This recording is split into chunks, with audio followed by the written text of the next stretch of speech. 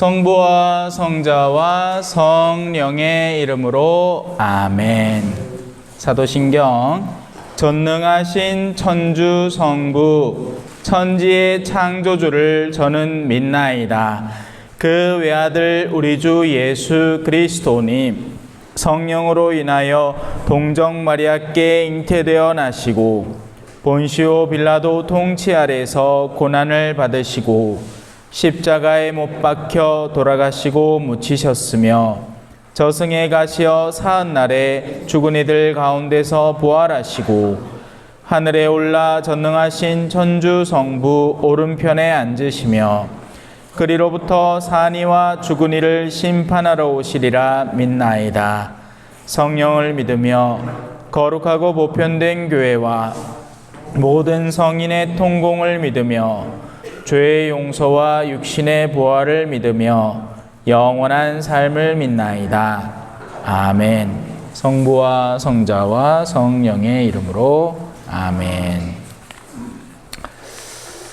자, 오늘은 십계명 마지막 파트입니다.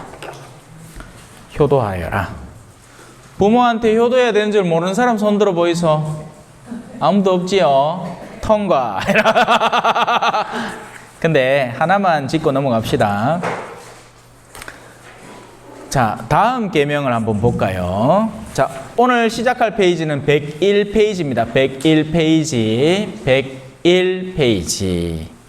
그래서 두 장을 넘기면 다섯 번째 계명이 나옵니다. 뭐 나오죠? 자, 5계명 천천히 같이 한번 읽어볼까요? 시작해요. 사람을 죽이지 마라. 사람 죽이는 거 엄청 중한 죄잖아요. 그죠? 근데 그 앞에 뭐가 있다? 부모에게 효도하라가 있습니다.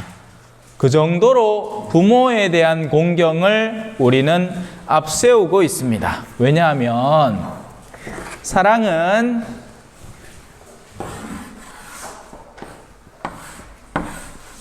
물과 같아서 내리사랑이거든요.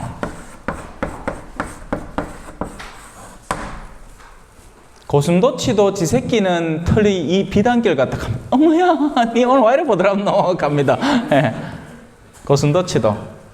그래서 하느님은 이 사랑을 다시 올리는 것을 우리가 기억하도록 하십니다.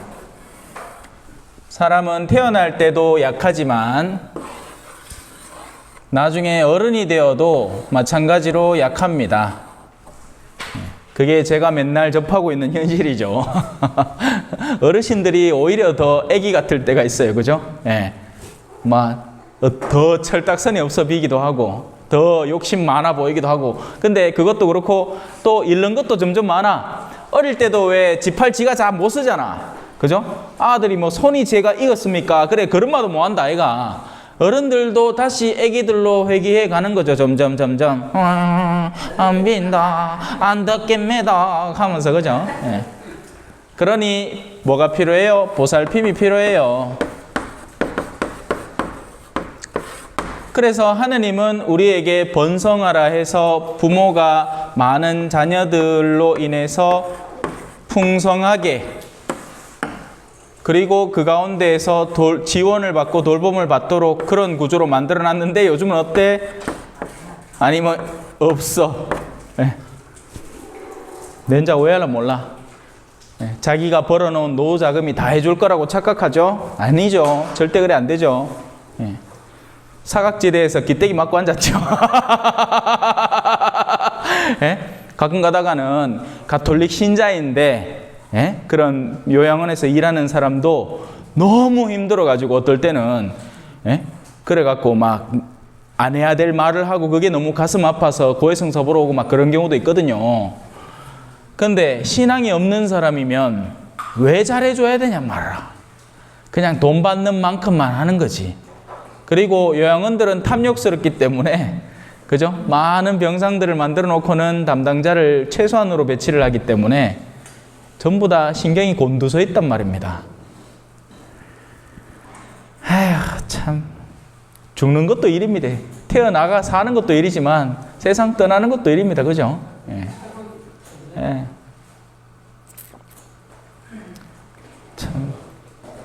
자, 그래서 부모에게 효도하여라. 모르는 사람 없죠? 읽고 넘어갑시다. 이 계명을 통해서 부모님을 사랑과 순명으로 존중하는 것을 배우고 나아가서 나에게 합당한 권위를 지닌 모든 이를 존중하는 것을 배웁니다. 즉, 부모만이 아닌 겁니다. 우리의 사랑은 자연스러운 사랑이 있습니다. 이건 너무 자연스러워요. 애기들 보면 이쁘고, 그래서 애기들은 다 이쁘게 태어나요. 동글동글하게. 우리 복돌이도 애기 때는 너 더 이뻤어. 지금도 이쁘지만서도 옛날에는 막 진짜 땡글땡글했단 말이에요. 막 그 동글동글한 게 막 제대로 걷지도 못하고 잡아지고 막 이빨도 지금보다 훨씬 더 날카롭잖아. 애기 유치 있잖아. 유치, 강아지 유치. 그 갖고 막 엄마한테 다 물어뜯어. 막 나도 물어뜯고 지도 물어뜯고 막 가구도 물어뜯고 막. 그래도 어때? 이뻐. 심지어는 그 빠지는 이빨 쪼가리까지 이뻐. 그게 애기야, 애기. 하느님은 그렇게 애기들을 둥글게, 예? 우리가 왜 일본 애니메이션들을 이렇게 그리잖아요. 눈 크다랗게, 예? 코는 작게, 입은 작게. 이게 뭐예요? 애기 얼굴이에요, 애기 얼굴. 거기에서 이쁨을 다 따온 겁니다. 얼마나 이뻐? 예? 마신부 이뻐? 마신부 이렇게 생겼으면 얼마나 이뻐? 이래 험하게 생겨 그렇지, 그죠? 애기 때는 다 이쁜 거예요. 그래서 사랑은 어떻게 돼야 된다? 역방향으로 가는 방향을 훈련해야 하는 겁니다. 신앙은 우리에게 그 길을 초대하고 알려주고 가르쳐주죠. 예. 그래서 지금 여기 계신 분들은 부모님 벌써 다카한다 했다 아이가? 없다 아이가? 뭐 젊은 분들은 아직 있을 가능성은 있겠지만 어떻게 해야 돼? 부모님에게만 매달려서도 안 돼요. 이미 떠난 사람은 이제는 끝입니다. 이건 하나님한테 맡겨야 돼요. 하나님이 알아서 처분하시킵니다. 그의 행실에 따라서 처분합니다. 그럼 우리는 이제 부모님 안 계시니까 사랑 끝났네? 아니야. 내가 실행할 수 있는 사랑이 아직 남아있는 겁니다. 내가 돌보아야 하는, 보살핌을 필요로 하는 이들. 우리 신앙은 바로 이런 자리로 우리를 초대하는 거죠. 근데 참 지금은 너무 불균형적이긴 해요. 이거면 가능하지. 동네 청년들이 옛날에 전원일기 따라라라라라라라라라라라 할 때는 일용이 일용이 엄마 일용이 하고 또 뭐고 금동이 무슨 동이 다 그 사람들이 할매 하나만 가가 무난 인사하면 할매 하루만 가만히 있어도 젊은 사람들이 와가 빠딱빠딱빠딱 인사하고 기분 좋아. 근데 지금은 어때? 뒤집혔어, 그죠? 동네 청년이라고는 한 명 빠져 없고, 얼마 전에 산불 나왔고, 뉴스에 뭐 난지 들었죠? 60대 고령층이 4명 사망했대요. 산불 끄다가. 그거 보면서, 웃기고 있네.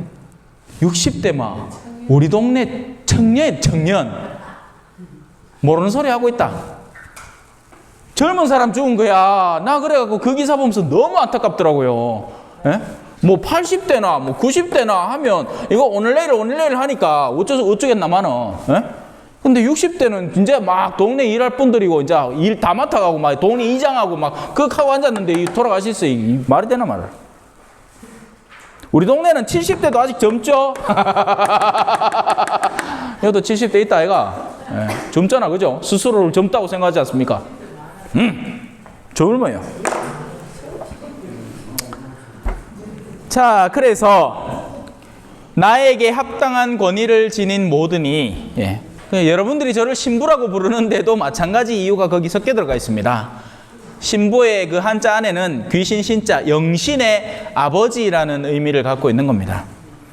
자, 왜 아빠와 엄마를 공경해야 하나요? 그분들을 통해서 하느님께서 나에게 생명의 선물을 주셨기 때문이고, 그게 가장 근원적인 첫 번째 이유입니다. 안 낳기로 결정하는 부모가 한둘입니까? 옛날에는 그랬잖아요, 그죠? 무슨 아이라고 집있다 아이가. 참 몹쓸 짓 많이 했다, 그죠? 우리가 지금 나가 살아있는 것만 해도 사실은 그 자체로는 감사할 일이죠. 부모님은 나에게 사랑, 보금자리, 건강, 교육을 베풀어 주시기 때문입니다. 이건 사실 부차적인 일들입니다. 일단 나아가 안 지겠다. 그걸로 1차 감사하면 돼. 예. 아빠와 엄마를 공경하는 것은 어떻게 표현되어야 하나요? 부모님을 향한 사랑은 두 가지 근본 자세를 포함합니다. 바로 존경과 순명입니다. 물론 여러분, 부모님을 당연히 존경해야죠. 부모님께 당연히 순명해야죠. 다만 우리가 신앙을 받아들인다는 건 어떤 의미예요? 부모님을 진또배기로 둔다는 겁니다. 바로 하느님을 아버지로,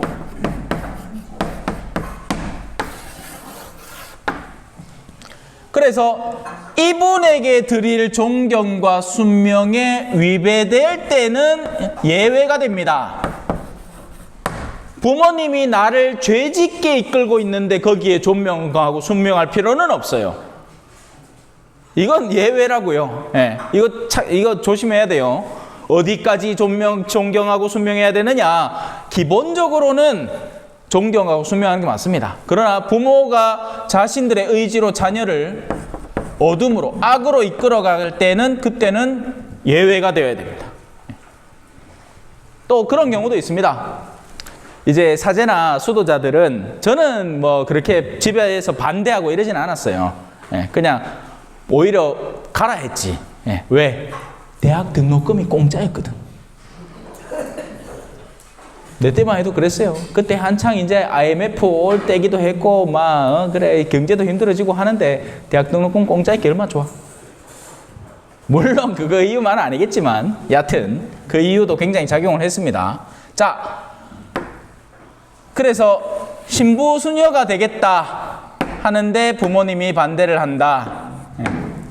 이럴 때는 부모님에 대한 존경과 순명을 유지를 하죠. 그러나 하느님에게 나아가기 위한 노선을 선택하기 위해서 이거를 잠시 멈추는 겁니다. 이런 경우는 드물죠. 드뭅니다. 더 나은 참된 가치를 위해서 좋고 나를 사랑해 주시는 부모님에 대해서 때로는 반대할 때도 있는 거지. 하지만 평소에는 부모님에게 존경과 순명을 당연히 드려야 되는 거고, 다만 부모님이 우리를 악으로 이끌 때에만 거기에서는 해방될 수 있습니다. 그렇다고 해서 관계를 끊을 수도 없어요. 이게 재밌는 부분이에요.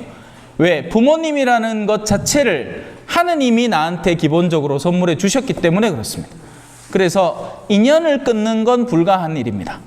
그러나 어디까지, 그러니까 참 이건 요즘 왜 그 폭삭 속았수다 드라마 보신 분들 몇 분 계실 거예요. 그죠? 재밌게 봤죠? 저도 재밌게 봤습니다. 저도 이제 나이가 들었나 봐. 이제 며칠 지나면 50대 되니까 이제 보면서 눈물이 줄줄 나. 야, 갱년기인가 봐요. 갱년기. 뭔 얘기하려고 나야 돼, 이거는. 자, 그래. 부모님의 기본 노선이 있습니다. 기본. 부모님의 기본은 뭐예요? 자녀에 대한 내리사랑입니다. 이거 기본이에요, 기본. 근데 있잖아요. 이것조차 없는 케이스도 있단 말이에요. 세상은 모든 부모가 동등한 내적인 가치를 지니고 있지 않단 말입니다. 그럼에도 불구하고 그 부모님에게 그러니까 돌봄을 선물해야 됩니다. 자녀된 도리로서 기본적인 돌봄을. 그게 하느님께서 이 부모를 나에게 주신 이유인 거죠. 신앙 안에서 나에게 요구되는 바라고요. 하지만 그렇다고 해서 예를 들어 봅시다. 마약 중독자에게 마약을 주는 건 선한 일이 아닙니다. 마약 중독자는 마약을 끊도록 돕는 게 선한 일인 거죠. 그래서 돌봄을 한다고 해서 내가 가진 소중한 가치들을 다 주라는 건 아닙니다. 그러니까 부모님이 예외적인 경우일 때, 부모님이 악에 성실히 봉사하고 있을 때, 내면에 악한 의도가 있는 것을 나중에 알게 되죠. 어릴 때는 이걸 구분이 안 됩니다. 사실 우리가 아이일 때는 부모가 세 개예요. 그냥 왜냐하면 다른 부모 밑에서 살아본 적이 없어. 그렇기 때문에 부모는 다 저렇구나. 나를 때리건 나한테 욕을 하건 나한테 니는 돈 벌어갖고 나한테 나 갚아야 된다. 그걸 백날 얘기를 하건 그게 자기 아이한테는 어릴 때는 인격이 미성숙할 때는 그게 자기가 살고 있는 세상입니다. 그러나 아이는 어떻게 되죠? 성장하죠. 그리고 자신도 부모의 입장에 서기 시작했을 때 이게 그렇게만 되지 않는구나라는 것을 이해하게 됩니다. 하고 이제 돌 터지는 순간이 오는 거죠. 그러고 나면 이 부모에 대한 식별을 할 수 있습니다. 그러면 이 부모가 내면의 악의 성실이 나아가고 있구나 하는 것을 봤을 때는 그때는 좋은 것을 막 기빨리고 있어서는 안 됩니다. 가스라이팅 당하고 있어서는 안 된다고요, 부모에게. 여기서부터는 사실은 굉장히 심오하고 복잡다단하고 심리적이고 정신적인 문제까지 같이 들어가는 거긴 하지만 예를 들어 아까 제가 얘기했던 가스라이팅 같은 그런 요소들이 같이 들어가서 몇십 년을 거기에서 그런 줄 알고 살았던 아이가 이제서야 눈 뜨고 그게 부모가 그러면 안 되는 거였구나 라는 것을 알게 되고 났을 때에도 신앙인으로서 이거는 유지하지만 쓸데없는 시간과 모든 온갖 노력을 빼앗기고 살아갈 필요까지는 없습니다. 조금은 냉정해도 돼요. 여기까지만 할게요. 그 이상은 뭐 각자가 삶의 현장에서. 그래서 기본적으로 좋은 부모님을 갖고 있으면 감사하고 살아야 돼요. 그건 좋은 세상입니다. 넘어갑시다. 자, 부모님을 존경한다는 것은 그분들이 나에게 주시는 모든 좋은 것을 가치롭게 여기는 것입니다. 좋은 것 얘기예요. 그리고 부모님에게 순명한다는 것은 우리가 잘 되라고 말씀하시는 것을 잘 듣고 실천하는 것입니다. 아빠와 엄마만을 공경해야 하나요? 부모님만 공경하는 게 아니라 그와 같은 역할을 맡은 분들도 공경해야 됩니다. 말하자면 사회적이고 종교적인 권위를 지닌 이들, 학교 선생님, 지도자, 어르신, 우리 그리스도교 신앙은 기본적으로 국가의 공권력을 갖고 있는 사람을 존중하라고 가르칩니다. 다만 박해시대처럼 그 권력이 너는 배교해라, 황제에게 절해라, 황제에게만 절해라 이럴 때만 예외적으로 적용이 되는 거지 기본적으로는 국가 공권력에 우리는 순응하고 존경하고 순명하고 살아야 됩니다. 세월이 흘러 부모님이 연로해지면 어떻게 모셔야 할까요? 부모님이 내가 아주 어릴 때부터 사랑해 주시고 돌봐 주셨다는 것을 늘 기억해야 합니다. 그분들은 나를 성장하도록 도우셨습니다. 부모님이 연로하셔서 스스로 돌보기 힘드실 때 우리도 마땅히 그분을 도와드려야 합니다. 그분들을 사랑과 존경으로 보살펴드리고 그분들이 존엄하게 살아가실 수 있도록 가능한 범주 안에서 도움을 아끼지 말아야 합니다. 하나님께서는 부모님을 감사와 사랑으로 돌봐드리는 자녀들을 넘치도록 축복하십니다. 이 축복이라는 개념은 참 재밌는데요. 은총, 지난 시간에 이제 은총 배웠잖아요. 은총을 쏟아져 내리게 하는 것을 축복이라고 합니다. 이렇게 간단하게 이해하시면 되죠. 그러면 하느님이라는 분은 균형이라는 것에 깨어있는 분이고 균형 감각이 있고 그리고 부족함에 깨어있는 분입니다. 이건 너무나 당연한 게 내 5손가락 중에 칼로 찍힌 손가락을 안 보고 찾아라. 이거 바보하면 다 찾죠. 새끼손가락 누가 찔렀어. 그러면 엄지손가락이요. 칼 바보가 어디 있습니까? 그 새끼손가락 칼 깐이야. 왜? 그 즉시 느끼니까. 그래서 하느님은 그 모든 것을 균형 감각 있게 돌보십니다. 그러니 우리가 부모님을 돌보면서 하느님의 뜻에 맞는 일을 효를 행하면서 부족한 영역이 생길 때 하느님을 알고 계신다는 거예요. 그리고 그 부분을 신비롭게 채워주실 겁니다. 뭐 어떨지는 모르죠. 그래서 이 부모님은, 자, 아까는 부모님의 악의 영역에 대해서 얘기를 했잖아요. 그때도 돌봄은 하되 쓸데없는 기는 빨리지 말라고 했습니다. 근데 보통의 부모님은 약해짐의 수순을 거칩니다. 나약해짐.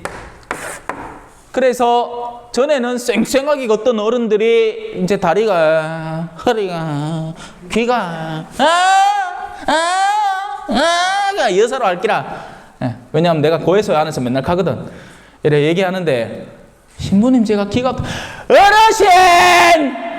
주님의 기도 한번 바치소! 하고 막 감을 찔러야 돼. 나약해지는 것. 그거는 우리가 끌어안아야 되는 부분. 악은 끌어안을 수 없습니다. 나약함은 끌어안아야 돼. 이건 다른 거예요. 이건 부모가 나쁜 게 아닙니다. 부모가 약해지는 거지. 근데 우리는 어때? 답답하죠.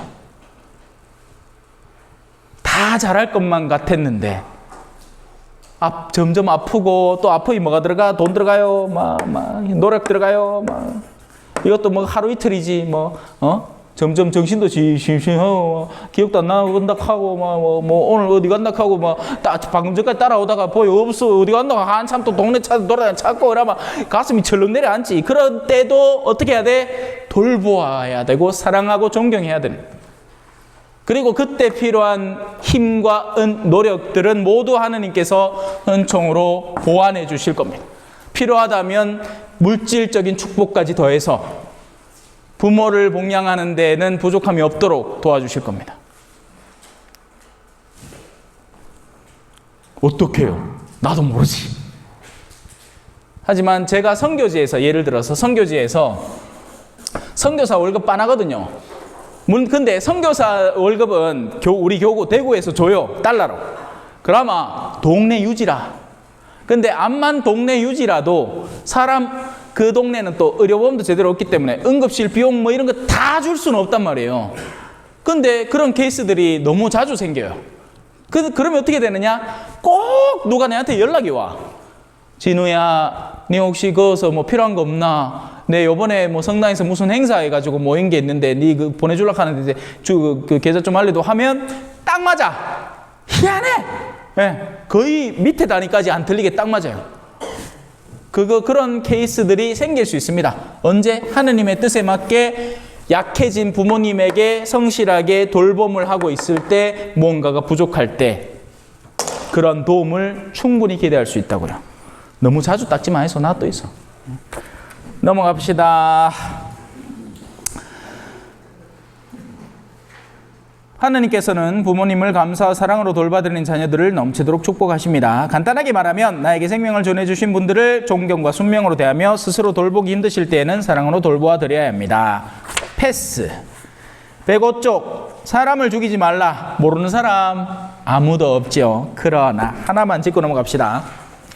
사람을 죽이지 말라는 것에서 핵심은 생명의 주인이 누구인가? 라는 질문입니다.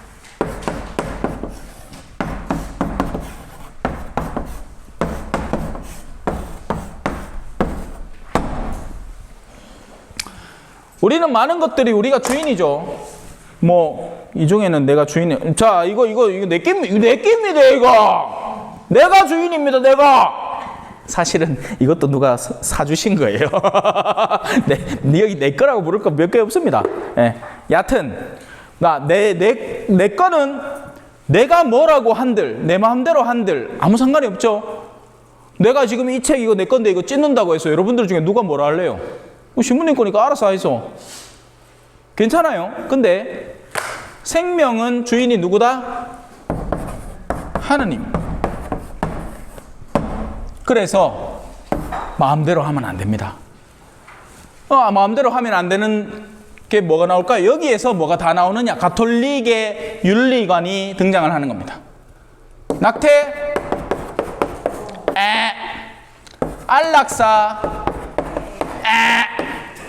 사형, 자동으로 다 반박되는 거예요. 그리고 낙태와 연계해서 인공수정, 왠지 아세요?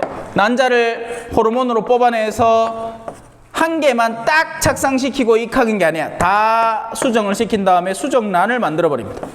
그러면 이 수정란들은 크면 자동으로 뭐가 되느냐? 이 수정란 잘못 크면 개 되고, 야는 오리 되고, 야는 닭 되나? 다 사람 돼요. 그렇기 때문에 가톨릭 교회는 생명이 잉태되는 순간부터 하느님의 것이라고 생각을 하고 그것을 소중히 여깁니다. 근데 이렇게 만들어 놓은 수정란을 인공수정 어떻게 하느냐? 한두 개 해서, 그래서 쌍둥이가 미친 듯이 나오는 겁니다, 요즘. 원래는 쌍둥이가 이렇게 많지 않아. 오야다가 한두 놈 있는 거지. 지금은 뭐 동네 방네 다 쌍둥이라. 나머지 어떻게? 폐기 처분하거나 냉동 보관합니다. 이게 여기서부터 낙태가 되는 거예요. 우리의 논지는 너무나 단순하고 분명합니다. 생명의 주인이 하느님이기 때문입니다. 끝이에요. 늙었으니까 죽이자. 필요 없잖아. 쓸데없는 고통당할 이유가 뭐 있노? 그냥 저 스위치 데리고 가갖고 요 캡슐 같은 거 딱 누파가 그 안에 내부에 스위치 있으니까 지가 스위치 딱 누르면 가스가 처음에는 수면가스, 그 다음에 신경안정제, 그 다음에 이제 마비, 그 다음에 이제 이 독가스. 그대로 싣고 가고 태 아픈데. 꼬리 하면 안 되나? 안 돼요.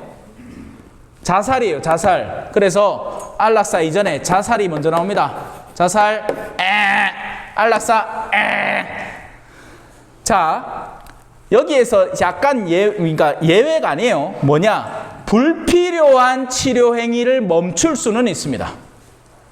이 사람은 놔두면 자연사하는 사람이야. 그거를 호흡기를 끼워갖고, 막 관을 끼워갖고, 막 음식물 집어넣어놓고, 포도당 집어넣어놓고, 막 해갖고, 막 뚝!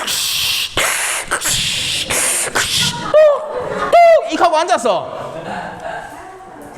근데 요즘은 실제 병원에도 그거를 함부로 떼지를 못해요. 자칫하면 의사가 책임을 져야 되니까. 그러니까 미친 듯이 살아있는 겁니다, 그냥. 제가 병원에 있어 일해봐서 알아. 병원에 누워있는 그 중환자실에 수많은 사람들요. 와, 무시무시합니다. 사람 살이 있잖아요. 저는 그런 줄 처음 알았어. 우리는 살이 팽팽하잖아. 누르면 쏙 나오잖아요. 그 중환자실에 한 몇 개월 있잖아요. 살이 젤리 같아.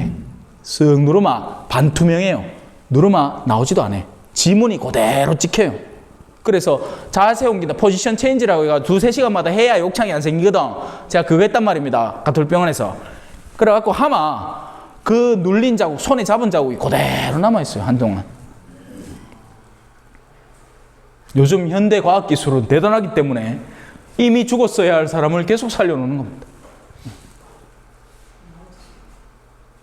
그래서 불필요한 치료 행위를 멈추는 것은 괜찮다. 그러나 스스로 아직 살 수 있는 사람을 죽이는 그 어떤 행위는 다, 뭐든지 다, 그것도 조력 자살, 무슨 사살, 그리고 사형도 우리는 반대합니다. 왜? 사형은 흔히 역사 안에서 반대파를 숙청하는 도구로 쓰였습니다. 사형당하는 사람이 정말 올곧게 심판을 거쳐서 그 사람을 죽이는 그런 과정으로 거치는 게 아니고, 정말 꼴보기 싫다, 어떻게 하면 없애버릴 수 있을까 할 때 이 도구를 쓰기도 했고, 또 사형이 그러면 없는 곳과 사형이 있는 곳의 범죄율을 비교해 봤을 때 사형이 있으면 겁이 나서 더 범죄를 안 저지를 것이냐? 아니라는 겁니다. 그런데 아무 화등 소용이 없다. 근데 이렇게 복잡하게, 그래서 우리는 이걸 다 생명윤리라고 하거든요. 가톨릭 교회는 이게 복잡다단합니다. 하지만 이게 다 뭘로 모이느냐? 생명의 주인이 누구냐? 하느님입니다. 그래서 인간의 생명, 태아의 생명, 노약자의 생명 모두 하느님이 결정하실 일입니다. 그러면 낙태 안 하면 왜 할긴데? 너가 키울 끼가? 힘 닿는 선에서까지는 도와드릴게요. 그렇게 해갖고 막 원래 가톨릭에서는 그래서 고아원 생기고 뭐 생기고 복지원 생기고, 세상 사람들은 거기에서 어떻게든지 멀어지려고 하죠. 안 하려고 하고. 그래서 요즘은요, 이것도 죽음의 향기가 난다고 느끼는 거예요. 옛날에는 노인이 뭐의 대상이었어요? 존경과 사랑의 대상이었습니다. 근데 이제 아니죠. 힘 없는 자, 곧 세상을 떠나야 되는 자, 뭔가 소비만 하는 자, 생산을 못하는 사람, 이런 가치로 판별이 되어버리는 겁니다. 아니에요. 하느님이 원래 계획하신 구조 안에서는 소중한 사람들, 생의 마지막에 영원을 꿈꾸는 사람들입니다. 그래야 돼요. 그걸 위해서 제가 노력하는 거고요. 자, 그렇게 해서 넘어갑시다. 생명을 만드신 분들은 누구? 하느님. 나머지 다 돼요, 안 돼요? 안 돼요. 네. 넘어갑시다. 간음하지 마라. 자, 이 계명은 성이라는 것을 소중히 여기는 게 핵심입니다. 성에 대한 것을 이해하고 소중히 여기는 게 핵심이에요. 네. 무조건 무슨 섹스하지 마라 이런 단순한 계명이 아니에요.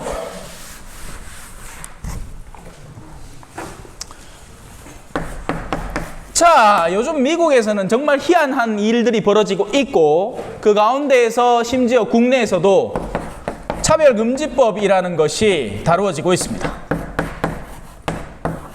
원래 차별은 나쁜 거 맞죠? 차별하면 안 돼요. 차이는 있지만 차별하면 안 된단 말입니다. 남자와 여자는 인권이 동등해요. 그러나 차이는 있죠. 몸만 봐도 알고 근육만 봐도 알고, 그죠? 그래서 미국에서 얼마 전에 나는 이 호르몬으로 여자로 바뀌었습니다. 걔가 권투에서 막 갖다 쉐려 있긴 해. 다 이겼다 아이가. 남자들끼리 싸웠으면 몇백 등 할 아가 여성대회 나가고 1등에 뿌는 기라. 차이가 있는 거지. 차별해서는 안 되지만 차이는 존재를 합니다. 차이는 엄연히 존재를 합니다. 근데 이 차별금지법 가운데 포괄적이라는 단어가 붙기 시작할 때 어마어마한 문제가 생깁니다. 여기서 발생되는 게 지금 미국에서 일어나고 있는 일이에요. 남자를 남자라 부르지 못하고 여자를 여자라 부르지 못하는 일이 생기는 겁니다. 옛날에 아버지를 아버지라 부르지 못하고 형을 형이라 부르지 못하고 그런 거 많기로. 자, 이건 나중에 여러분들이 인터넷 찾아보면 금방 찾아볼 수 있습니다.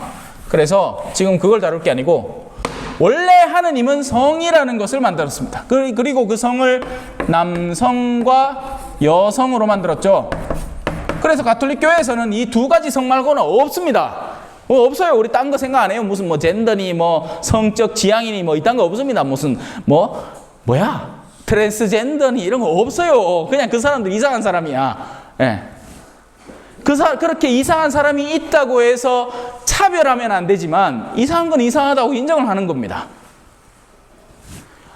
아니, 들어오는 입구가 다 사람들 키에 맞게끔 만들어져 있는 거 아닙니까? 근데 그 중에 나는 자기는 키 작은 사람이래. 와, 우리를 존중하냐네. 그래서 문 높이를 사람 키에 맞춰갖고 2m씩 딱 만들어 놓은 문을 전부 다 나는 키 작은 사람 1m 30cm 빠이 안 돼 있긴 해. 150으로 다 낮추재. 그러면 이게 말이 되냐 말이지. 아닙니다. 이렇게 평등을 만들어가는 사회가 아니에요. 여러분들 불 났을 때 누가 왔으면 좋겠어요? 불 꺼줄 사람이 왔으면 좋겠지. 강도 만났을 때 누가 왔으면 좋겠어요? 나를 지켜줄 사람이 왔으면 좋겠지. 근데 와갖고는 어떡해 하고 있으면 되나 말라. 아니지. 강도가 있으면 빡 해요. 여자라도 상관없어. 힘이 있고 누군가를 제압할 수 있는 능력이 되면 상관이 없는데, 남자는 팔굽혀펴기 할 때 이걸 해야 하고 여자는 무릎 꿇고 팔굽혀펴기 한대. 그럼 가는 하는데 현장에 못 나가. 근데 현장에 나가요. 나가갖고는 그냥 하겠지. 꽃갈 건들고 서 있더라. 자, 그래서 이 하나님께서 만드신 남성과 여성은 굉장히 소중하고 그 고유성을 갖추고 둘이가 서로 상호 보완하면서 살아가도록 되어 있습니다. 깍지 낄 때 어떻게 낍니까? 이래 깍지 낍니까? 아니죠. 서로 빈 곳을 나와 있는 것으로 채워서 낍니다. 그때는 더 웬만한 다른 손목 이런 데보다 더 단단하게, 원래 뼈도 한번 끊어졌다가 다시 붙을 때 더 튼튼하게, 나무도 어딘가 한번 파였다가 옹이가 질 때 그 부분이 더 단단하게 이루어지는 거죠. 그렇게 남성성과 여성성이 서로를 보완하고 사랑하도록 만들어져 있는 겁니다. 그 가운데 성이라는 것이 나오는 것이고, 그 성의 자연스러운 결과는 뭐예요? 성적 결합의 자연스러운 결과는 뭡니까? 출산. 바로 자녀. 그래서 이건 고귀한 소명이고 사명인 겁니다. 근데 어떻게 되느냐? 요것만 쏙 빼. 쾌락만 쏙 빼서 책임 없이 즐기자는 겁니다. 거기서부터 온갖 일탈들이 무지몽매하게 뿜어져 나옵니다. 대표적인 건 뭡니까? 낙태죠. 아가 들었었어. 나는 야를 즐기려고 만났지 책임지려고 만난 게 아니야. 그런데 아가 생겼어. 어째? 죽여야지. 살인으로 이어지고. 그리고 오늘날 이 혼인제도, 자, 혼인이라는 건 너무나 자연스럽게 가정이라는 걸 형성을 하죠. 쾌락만 즐기려고 하지 가정을 꾸리질 않아요. 동거만 하지 혼인이라는 거룩한 소명으로 서로가 결합되려고 하지 않는 겁니다. 오늘 이 교리 마치고 두 분들은 저하고 면담해야 됩니다. 나중에 면담 시간을 정하고 가셔야 돼요. 원래 신앙인으로 살아간다는 것은 이 남성성과 여성성의 가장 고결한 결합을 하느님의 축복 안에서 하고 둘이서 완전히 서로 상호 보완해서 살아가도록 하는 건데, 이거 없이 성만 디립다 쾌락만 떼어가지고 말 그대로 이것만 갖다 즐기는 거죠. 그때는 온갖 부정한 일들이 일어나는 겁니다. 그래서는 안 된다. 원래 하느님께서 디자인하신 남성성과 여성성으로 살아가라. 그래서 그 온전한 혼인이 있기 전에 남자와 여자가 함부로 결합되는 것을 허락한다 안 한다? 안 하는 겁니다. 가톨릭 교회는. 그래서 여기서 뭐가 나와요? 혼인 전에는 순결을 지키는 것이 좋다. 근데 요즘 젊은 사람들한테 이래 얘기하잖아요. 코웃음 칩니다. 속궁합을 다 봐야지 알지. 다 해보고. 여러분들 자식들 순진해 보이죠? 중고등학생 때부터 이 짓거리 하고 있습니다. 쾌락만. 근데 이 쾌락에서 이게 진도를 더해 나가면 정상적인 성결합으로는 만족을 못하는 겁니다. 그리고 여기에서 뭐가 나올까요? 동성애가 나옵니다. 그래서 옛날 로마 시대 때부터 정상적인 성관계가 더 이상 즐거움을 주지 못하는 이들에게 더한 쾌락을 추구하면서 이 동성애로 이제 뻗어나가기 시작하는 거죠. 성적 타락상은 사실은 무서운 겁니다. 이건 쾌락에 대해 중독되어 가는 거예요. 조심하지 않으면 하늘나라 못 들어갑니다. 쾌락에 탐닉하고 집착하는 사람이 하늘나라 어떻게 들어갑니까? 못 들어갑니다. 이게 우리가 나중에 죽잖아요. 육체와 그냥 자연스럽게 헤어질 것 같죠. 안녕 육체야, 잘 있어, 나 하늘나라 간다, 빠이빠이. 이래 안 됩니다. 왠지 아세요? 육체를 통해서 즐기던 즐거움에 대한 감각이 영혼 속에 남아있기 때문에 그렇습니다. 우리가 영혼의 삶을 미리 앞당겨서 영혼의 가치를 즐기면서 사람들과의 친교, 누군가를 돕는 데 느끼는 보람, 이런 것들을 더 기쁨으로 삼아서 하늘나라를 가면 너무나 자연스럽게 흡수될 수 있습니다. 그런데 그게 아닐 때 세상에 대한 욕구들과 거기에 한참을 빠져있던 사람이 떨어져 나올 때는 제가 항상 쓰는 비유가 있습니다. 종이 2개를 붙였다가 떼면 너무나 자연스럽게 떨어집니다. 근데 여기에다가 악교풀을, 딱풀, 5초본드 막 이빨 발라가 막 쫙 붙여놨어. 이거 떨어집니까? 안 떨어집니까? 떨어지겠죠? 어떻게? 둘 중에 하나는 반드시 찢어져야 됩니다. 둘 다 찢어지든지. 거기에서 고통이 야기되는 겁니다. 지옥의 고통이라는 건 그냥 단순한 아이고 그냥 그거 가면 좀 뜨겁겠지, 내 찜질방 좋아할게, 그거 가면 뜨끈하게 좋겠다, 이 수준의 아닙니다. 착각하지 마세요. 자, 그래서 집에 가서 읽어보세요. 제가 얘기했던 게 거의 전부입니다. 넘어갑시다. 도둑질을 하지 마라. 이거 모르는 사람 있습니까? 그죠? 그러나 우리는 너무나 쉽게 이런 유혹에 빠지고, 그러니까 나한테 굳이 필요가 없는 것을 욕구하는 마음부터 다스려야 됩니다. 왜 어르신들 저 뷔페 같은 데 가갖고, 그죠? 먹지도 않을 음식을 막 욕심내가 미리 막 한 접시 이빨에 담아가 딴 사람 못 먹게 만들고, 지도 나중에는 다 못 먹어가 그 쓰레기통에 넣고 나오고, 막 아니면 막 봉다리 싸갖고 냉장고 넣어놨다가 한 6개월 지났고 다시 버리고. 얼마 전에 내 냉장고 청소했는데 지난번에 받아놨던 삼겹살 덩거리가 하나 떡 나왔어. 그게 생각이 나서 하는 얘기예요. 쓸데없는 재물을 욕심내는 데에서 탐욕이 시작이 되고, 거기에서 도둑질이 시작이 되는 겁니다. 이 물건 자체를 갖지 말라는 게 아니에요. 착각하지 마세요. 예.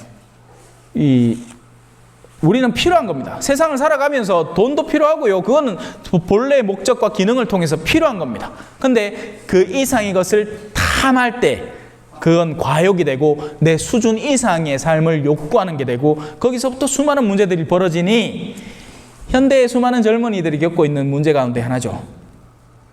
참 이 SNS가 없으면, 인스타그램이나 이런 게 없으면 정말 속편하게 살 건데, 옛날에는 그래서 속편하게 살았잖아요. 내가 우리 동네 살 때는 우리 동네가 다 고만고만하게 살거든. 그러면 이게 제가 남미에 있을 때 실제 이런 일이 일어났어요. 뭐냐면 미국에서 아이들이 선교를 한답시고 와요. 미션이라고. 빠라바라바. 저그 딴에는 이제 우리 가난한 나라 도와주러 간다. 예. 하면서 이제 가. 근데 어떤 일이 벌어지느냐? 우리 동네는 우리 아이들끼리만 지내고 있었습니다. 고만고만한 수준에 살기 때문에 서로 영향받지 않고 그냥 그대로 재밌게 잘 살고 있어요. 야들이 옵니다. 그냥 오느냐? 아니죠. 아이폰 들고 오고, mp3 꽂고 오고, 뭐 들고 오고, 갑자기 그 영향력이 쫙 퍼지는 겁니다. 그러면 어떻게 되느냐? 순진하던 우리 아이들이 그 아이들이 노는 모습, 그 아이들이 하는 문화의 영향을 받아서 마음에 허영이 커져가는 거예요. 나도 저렇게 살아보고 싶다. 그럼 그때부터 지금까지 자기를 돌봐주던 부모님에 대해서 어떤 감각을 지니느냐? 우리한테 이런 것도 못 해주는 부모님. 또 그런 게 워낙 갖고 싶은데 학교에서 누구가 휴대폰 시주구리한 거라도 하나 들고 왔다. 도둑질도 하는 겁니다. 여기서 파생되는 영적인 난해함이 이만저만이 아니라고요. 한 번은 미션을 같이 따라온 선생님이 있었어요. 제가 당부를 했습니다. 제발 쓸데없는 짓 하지 말고 무슨 일을 하기 전에 저한테 이야기를 하시고 실행하시면 좋겠다. 근데 식당에서 학생들 밥 해주려고 준비하던 한 3명 모인 자매들이 있었어요. 자매님들, 본당의 봉사자들. 그한테 달러를 주고 간기라. 그라이 세 자매가 싸움이 났어. 그 전까지만 해도 서로 아침 일찍 나와서 성실하게 봉사할 마음으로 모였던 자매가 이 돈을, 갑자기 큰 돈을 덜렁 쥐다 보니까 탐욕이 지배를 해버린 거예요. 그래서 이런 거 갈 때 조심해야 됩니다. 그리고 사실 얘들이 도움을 받고 가는 게 아니에요. 야들이 끝날 때 다 뭔 소리를 하느냐? 자기들이 배우고 간다는 거죠. 그래서 인간의 내면에 존재하는 영혼의 작용이라는 것은 참으로 교묘하고 다채롭게 일어납니다. 그래서 할아버지 할머니들 여기 계시죠? 손주들이 이쁘다고 무조건 좋은 거, 비싼 거 해주고 싶죠? 때로는 미움을 받더라도 절제하는 게 좋습니다. 이 아이가 내면이 어떻게 성장해 가고 있는지를 관찰해 보는 것도 좋습니다. 무언가를 받았을 때 할머니 고마워요 하고 인사라도 할 줄 아는 아이인가? 자기 스스로 누가 안 시켜서. 그런데 그거 아니고 받을 때만 할머니 나 사랑해 오만 나양을 다 떠는데 왜? 지금 당장은 받을 파이니까. 그런데 그거 싹 사라지고 만약에 그걸 한동안 끊었을 때는 문자 한 통도 안 보내는 인간이라면 이 인간 말종입니다. 이거 잘못 키운 거예요. 자, 도둑질하지 마세요.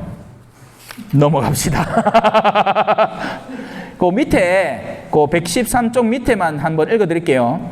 다음과 같은 바람직하지 않은 일을 통해서 다른 이의 재화를 옳지 못하게 자기 것으로 삼는 행위를 금지합니다. 절도, 타인의 재물을 부당하게 취하는 일, 사기, 속임수를 써서 타인의 재산에 손해를 끼치거나 내 것으로 삼는 일, 뇌물, 자신의 이득을 얻고자 선물로 권력가를 매수하는 일, 횡령, 공금같이 분명한 목적을 지닌 재화나 돈을 자기 것으로 삼는 일 등이 있습니다. 또 고용주는 직원들에게 정당한 봉급을 제때에 지불해야 합니다. 아시겠지요? 예. 이 동네 사실 옛날부터 이런 뇌물, 횡령은 좀 드물 수는 있어도 또 있을 게요, 그죠? 농협에 요즘 툭하면 뉴스 나오잖아요, 그죠? 횡령했다, 뭐 했다, 뭐 직원이 몇백억을 했대. 야.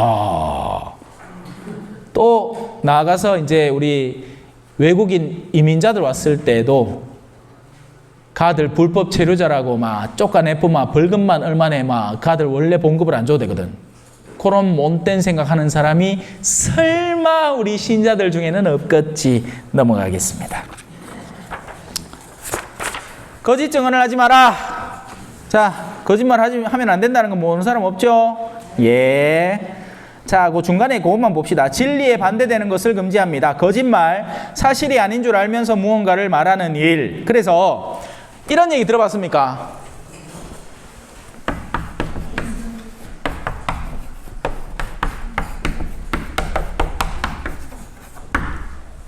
차라리 침묵하세요. 왜냐하면 백색의 거짓말, 뭔가를 잘하기 위해서 거짓말을 했다. 결국에는 나 자신의 무언가를 손상 입지 않기 위해서 하는 일이 되는 거기도 합니다. 말은 그렇게 하지만 이건 좋은 거짓말이다. 좋은 거짓말은 없습니다. 어떤 거짓말이든지 거기에 익숙해지기 시작할 때는 이제 나중에는 거침없이 거짓말이 나오기도 하거든요. 그래서 될 수 있으면 침묵이라는 삶의 방식을 쓰는 게 제일 아름답습니다. 차라리 입을 그냥 다물어 버리는 게 낫죠. 거짓말을 하느니. 자, 물론 거짓말의 본래의 의미는 거짓을 말함으로써 누군가가 손해를 입게 하거나 내가 지나친 이익을 얻고자 의도하는 것을 말하는 겁니다. 자, 중상, 거짓으로 고발하는 일, 비방, 이거 우리 자매님들 잘하죠. 뒤에 험담하고 같이, 그죠? 누군가를 거짓되게 공개적으로 비난하는 일. 그리고 특히나 현대의 미디어 체계는 우리가 완전히 알지도 못하게끔 누군가를 쉽게 비방하게 만들어버립니다. 휘둘리지 마세요. 물론 제가 이렇게 말한다고 해서 안 휘둘릴 분들이 아니지만 이제 또 앞으로 무슨 선거한다, 정치한다 하면서 아마 누군가를 죽이고 싶도록 미워하는 사람들이 있을 거예요. 근데 정말 그렇게 잘 알아서 하는지, 아니면 내가 알고 있는 거의 대부분의 정보는 내가 직접 가서 만나고 대화를 한 게 아니라 누군가에 대해서 제3자를 통해서 들은, 그리고 그 3자의 신뢰성을 나는 믿는다고 생각하지만 사실은 신뢰성이 굉장히 희박한 사람들을 통해서 들은 이야기들이 거진 전부일 겁니다. 그러니 신중하시고 조심하셔야 됩니다. 하지만 제가 암만 얘기해도 소용없습니다. 할 사람은 하니까요. 자, 모욕, 행동이나 말로 다른 이의 존엄을 손상하는 일. 이게 다 뭐다? 거짓 증언을 하지 말라는 죄에, 대죄에 해당하는 일에 해당된다는 겁니다. 미사 빠지는 것만이 아니고. 넘어갑시다. 자, 넘어가면 뒷면에 뭐라고 나왔느냐. 자, 만약에 내가 거짓으로 누군가에게 손해를 끼쳤으면 어떻게 해야 되나에 대한 답이 나옵니다.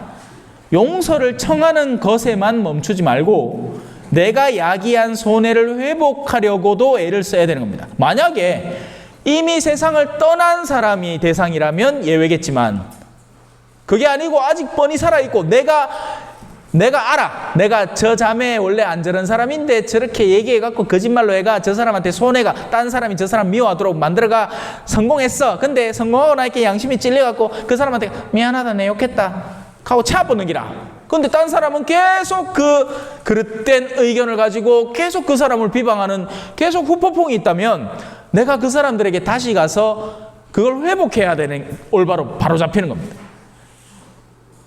그래서 이 언어라는 것, 말이라는 것은 굉장히 신중해야 되고 조심해야 됩니다. 자, 넘어갑시다. 남의 아내를 탐내지 마라. 그래서 이건 앞서 6계명의 내적 영역입니다. 심지어는 생각으로도. 자, 근데 여기서 조심해야 될 게 뭐냐면 문득 떠오르는 생각들이 있습니다. 그죠? 물론 뭐 저는 한창 혈기왕성할 때 있었던 일이긴 하나, 신부님이라고 해서 그러면 이성이라는 것에 대해서 완전히 자유로우냐? 아니거든요. 정말 이쁜 아가씨 지나가면 엄매야 한단 말입니다. 네. 그러니까 생각이라는 건 멈출 수가 없는 거거든요. 그리고 그 자기가 항상 왕성하게 갖고 있는 것에서 불쑥 솟아오르기도 합니다. 그 자체가 죄가 되지는 않습니다. 길 가다가 이쁜 아가씨를 봤다. 그리고 갑자기 내 머릿속에서 갑자기 그 아가씨의 벗은 몸매를 막 갑자기 머릿속으로 잠깐 문득 떠올려. 아이고, 내가 와이카노. 죄가 아닙니다. 그건 꽃향기를 맡고 냄새 좋다 하는 거하고 똑같은 거예요. 거기에서 내가 의지를 더해서 그럼 어떻게 해볼까? 욕구가 생겼으니까 이 욕구를 어떻게 처리를 해볼까? 하고 다음 단계로 나가기 시작할 때 거기서부터 죄가 시작되는 거지, 생각이 불쑥 솟아나왔다고 해서 그걸 다 아이고 내가 천주교 신자로서 정결하게 살아야 되네 이러면 이 할 필요는 없단 말입니다. 아시겠지요? 예. 이제 대답을 잘하노. 이제 교리 끝내려고 하는데 대답을 너무 잘하는데요. 자, 그래서 6번째 계명은 행위를 금지하고 9번째 계명은 거기에서 그런 의도와 생각, 거기에 사로잡히는 그런 내적인 의지의 작용들을 금지합니다. 자, 넘어갑시다. 집에서 천천히 읽어보세요. 마지막, 남의 재물을 탐내지 마라. 이건 도둑질하지 말라는 것과 연계해서 탐욕에 대한 것, 시기에 대한 것, 이런 것들도 조심하는 게 좋다 이 말입니다. 아시겠지요? 예. 자, 이제 항상 제가 교리를 가르치면 이 뒤에 거는 못합니다. 근데 이 뒤에 거는 굳이 안 해도 상관없고, 여러분들이 집에 가서 구체적으로 내가 어떻게 살아야 되겠는가에 대한 지침서 같은 것이기 때문에 천천히 한번 읽어보시면 좋습니다. 실천적인 자비와 영적으로 자비를 어떻게 실행할 수 있느냐, 이런 것들에 대한 이야기를 다루었으니까요. 천천히 읽어보시고 교리는 오늘로 끝!